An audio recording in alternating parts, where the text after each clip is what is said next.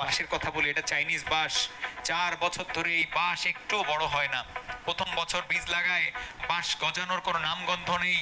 পরের বছর চলে যায়, বাঁশ গজানোর কোনো নামগন্ধ নেই। তৃতীয় বছর চলে যায়, বাঁশের গজানোর কোনো নামগন্ধ নেই। কিন্তু পরিচর্যা করে যায়, পানি দিয়ে যায়। চতুর্থ বছরে বাঁশটা একটু মাটি ভেদ করে মাথা বের করে। এরপরে 5 সপ্তাহে এই বাঁশ 90 ফিট লম্বা হয়। সারা বিশ্বে এই বাঁশের ব্যাপক একটা কদর রয়েছে। আমি বলছি, আপনার জীবনে যদি সফল হতে হয়, তাহলে এই চাইনিজ বাঁশের মতো হতে হবে। আপনাকে শিখতে হবে, আপনাকে জানতে হবে, আপনাকে আপনার কোথায় ঘাটতি আছে ঘাটতি পূরণ করতে হবে। এরপরে আপনি যখন বাড়তে শুরু করবেন, দেখবেন 5 সপ্তাহের মধ্যে 90 ফিট লম্বা হয়ে গেছেন। মানুষ থান্ডার্ড হবে, অবাক হবে। Try and try until result. আমরা মানুষেরা এত নিকৃষ্ট যে খুব দ্রুত আমরা হাল ছেড়ে দেই। আপনারা একটু দেখেন, এই হাঁসটা সিঁড়িতে ওঠার চেষ্টা করে, মানে হাঁসটা উঠে পড়েছে আর তার বাচ্চাগুলো কিন্তু ট্রাই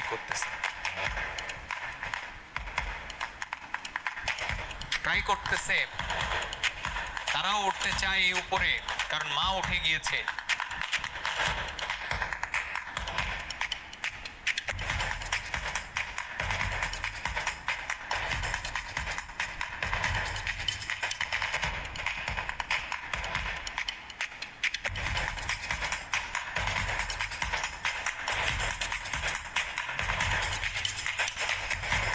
একটা মাত্র সেকেন্ড সিঁড়ি ক্রস করেছে, বাকি সব নিচে এখনো।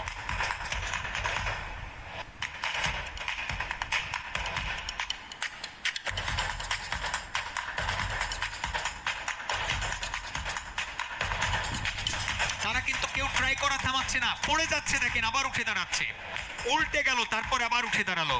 তারা কিন্তু ট্রাই করা থামালো না, পড়ে গেল, কেউই ট্রাই করা থামাচ্ছে না। একটা ওয়েতে হচ্ছে না তো 5টা ওয়ে দিয়ে ট্রাই করতেছে, বিভিন্ন জায়গা থেকে ট্রাই করতেছে। অথচ যে সব জায়গায় দূরত্ব একই রকম, উচ্চতা সব জায়গায় একই রকম, কিন্তু ট্রাই তারা করেই যাচ্ছে।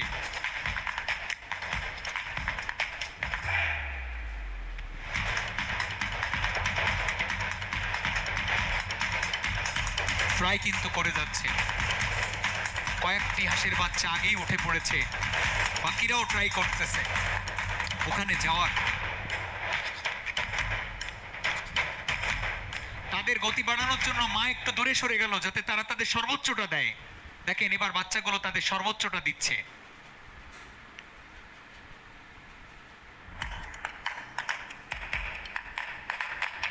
সবই উঠে গিয়েছে, লাস্ট একটা আছে, দেখেন সবচেয়ে দুর্বল বাচ্চাটা।